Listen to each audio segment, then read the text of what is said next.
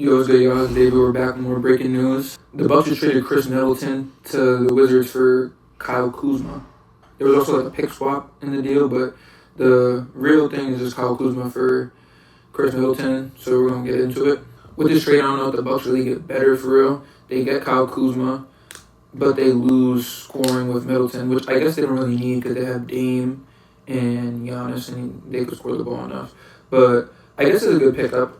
I don't think this trade takes the Bucks to the level like the Knicks and the Celtics in the East or the Cavs, but I think it helps them out. I think it'll help them come playoff time as well. I feel bad for Khris Middleton though. Won a championship there. Last year he carried them in the playoffs. He was averaging like 25 by himself, no Dame, no Giannis. Been there for years, and just like that, he went to a contending team for a championship to the worst team in the league, which is crazy to me. Like, I don't even know how I would deal with that. Like, the Wizards have like 7 wins. Like, how do you go from winning to just straight losing every single game? I don't know. I'm praying for him because I know he's going through it right now. He has a player option next year, so I'm going to assume that he's going to opt out and go into free agency because I don't see any reason why he would stay with the Wizards with how terrible their roster is. Khris Middleton literally came up with the Bucks. He started in the G League and then rose his way all the way up to be an All-Star and NBA champ 2020 with them.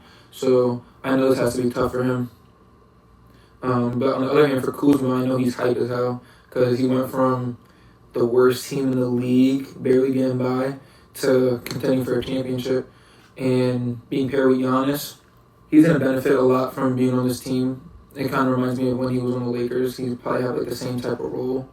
I think in DC, he had to do like too much. Like him and Jordan Poole had to do way too much, and that's not really like where they excel. Especially Jordan Poole. I think Jordan Poole was perfect on the Warriors because like he had Curry right next to him, so he could take his crazy shots and do whatever. But at the end of the day, Curry's the one doing most of the work. But if Jordan Poole is your main player, putting up all those shots, crazy shots at that, I don't think that's like a recipe for success like at all.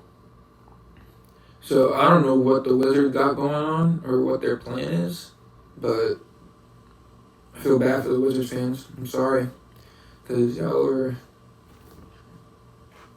trash. What? One of the reasons I think the Bucks picked up Kuzma in the first place is because he could play the 4. And then maybe they can move Giannis to the 5 sometimes and play a little small ball if they don't want to have Brook Lopez in the game.